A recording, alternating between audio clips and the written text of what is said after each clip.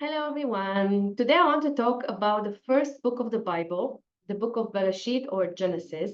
We know that the Torah contains the law of God as Moshe received it on Mount Sinai and consists of the first 5 books that were given to Moshe. But we also have the Tanakh. Tanakh is the main sacred text of the Jews, and it's made up from 24 books. And it contains 3 parts. It's written in 3 parts: the Torah, the law, the 5 books, Nevi'im, the prophets, and the Ketuvim, the writings. Of course, the first, as its name indicates, Genesis is a book of beginnings, beginnings of the world, of humanity, of relationship between people and of the Jewish people. Initially called in Hebrew the book of the making of beginnings. The book bore several names over time: Genesis, creation, the first book, or the book of the righteous, after its great chapters that contains the life of Adam and Eve, Noah, Abraham, Isaac, Jacob, and Joseph. The Hebrew name of the book comes from the first word of the verse, a word whose meaning and implication are special. And of course, Rashi, perhaps the greatest Jewish commentator of all times, explains that Genesis has a unique purpose in the Torah. It describes the creation in order to authenticate God in the position of creator and implicitly of the sovereign of the world, to justifying his authority to promise and give the land of Canaan to the Jewish people. This interpretation contains in its suggestion that the Torah is essentially a code of laws for Abraham and his descendants, and Rashi even offering an idea that it could have begun directly with Exodus 12:2, where the first commandment given by God to the Jews, that of consecrating the new moon, appears. But of course, Torah did not start like that, and Genesis tells us how it all began, and it does so through a story. Yes, the first people talks about the first people, the generation from Adam to Noah, and from Noah to Abraham, then the story of the patriarchs and the beginning of the people of Israel. So what do we find? Yeah, the structure of the book is very simple.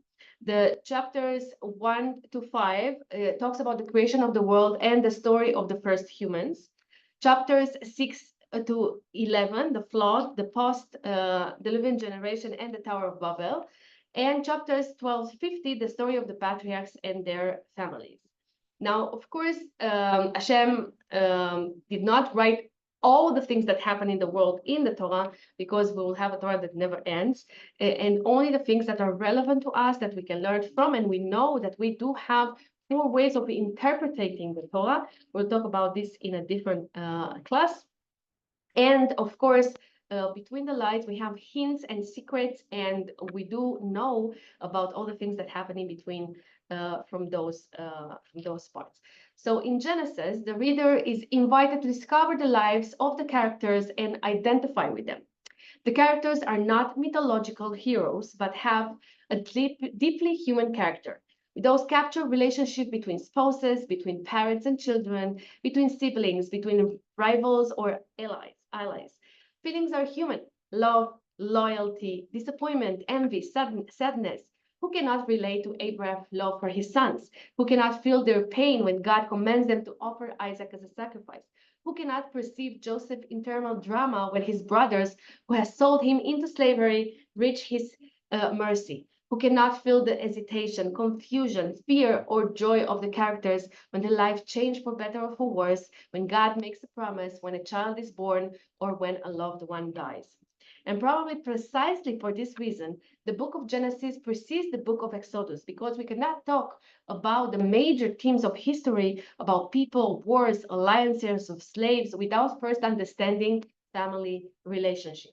And we cannot understand the way of social organization and the ethics that must be followed without first studying the individuals and how the interaction with one another and individually and collectively with God. But in Genesis, it's our story as humans, and our story as humans is never simple. This is not a black and white thing, yeah? Countless shades, gray, and many other colors, and a lot of contrast. The relationship between the first people, Adam and Eve, are problematic, as well as those of patriarchal family where the parents' love is often divided unequally between the siblings. People don't live their lives on roses. Matriarchs find it hard to have children. The patriarchs have to face the oppression of their neighbors, a stranger in a foreign land.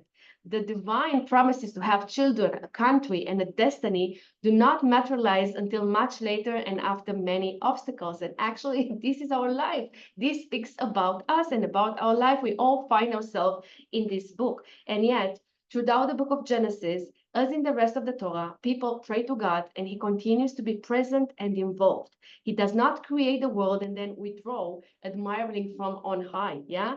On the contrary, He's willing to listen to people who also have the mission to listen to Him, to follow His wishes, while also understanding their own destiny. The story of Genesis, therefore, one of humans in relation to their Creator and in relation to other creations. It is a real and profound story, often with a complex ending about the written and sometimes unwritten chapters of our existence in the space that God has created for us in His boundless. Have a great day.